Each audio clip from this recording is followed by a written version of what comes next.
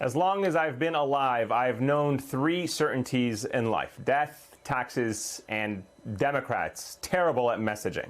Now, I don't see much changing about the first two, but Pennsylvania Lieutenant Governor John Fetterman is trying to change the last one with a new approach to the state's Senate race. It's playful, it's snarky, and honestly, it seems to be working.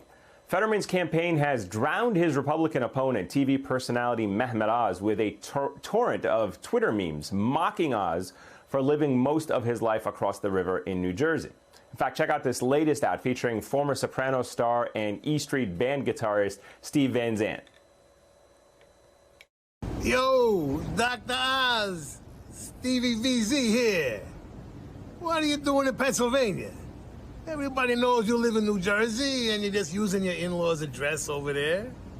And you do not want to mess around with John Fetterman. Trust me, he's a little out of your league. Nobody wants to see you get embarrassed. So come on back to Jersey where you belong, and we'll have some fun, man. We'll go to the beach, we'll go surfing, come on. Now, Fetterman's not alone in his quest to change the Democrats' messaging around the midterms and these races. California Governor Gavin Newsom has been running full-page ads in Texas newspapers targeting Republican Governor Greg Abbott's strict abortion policies. And earlier this month, he mocked Florida Governor Ron DeSantis in TV commercials, urging Floridians to move to California. Joining me now is Anat Shenker-Osorio, host of the Words to Win By podcast and founder of ASO Communications. Anat, it's great to have you with us. What is it about the messaging strategies of John Fetterman and Gavin Newsom that are resonating and so appealing and making them go viral, so to speak?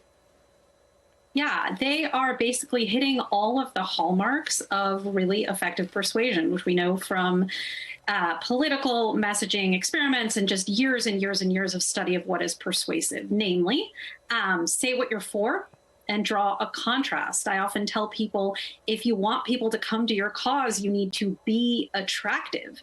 And so you can think about a theory of persuasion as magnetism. And like a magnet, you need to draw people towards you, but that also includes having a polarity, which means that you're repelling certain people. And that is a hallmark of both what Fetterman and Newsom are doing. They are standing for something, and they are drawing an incredibly clear and potent contrast against their opposition and really spelling out everything that they represent and the dangers that they represent to the American people or to the people of their respective states. Let me play for you and our viewers another viral ad from the Fetterman campaign. Watch. Hey, Mehmet. This is Nicole Snooki. And I'm from Jersey Shore. I don't know if you've seen of it before, but I'm a hot mess on a reality show, basically, and I enjoy life. But I heard that you moved from New Jersey to Pennsylvania to look for a new job. And personally, I don't know why anyone would want to leave Jersey, because it's like the best place ever, and we're all hot messes. But I want to say best of luck to you. I know you're away from home and you're in a new place, but Jersey will not forget you. I just want to let you know. So the genius of this ad is, it's funny.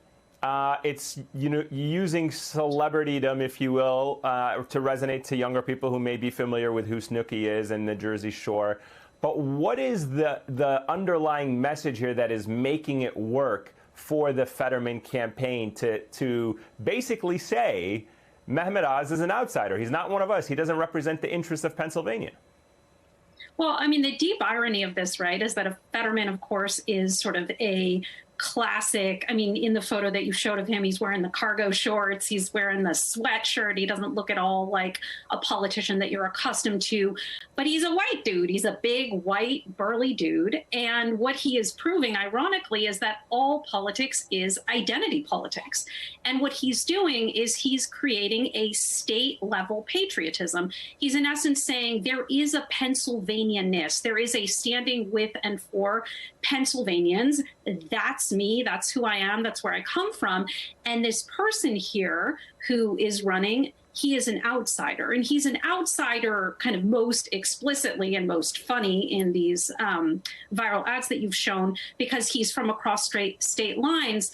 But the underlying thing he's really pointing to is that he is rich, right? He is out of touch. He doesn't understand you. He doesn't understand where you're from. He doesn't understand what you want. And he doesn't know what it is that this state, Pennsylvania, requires.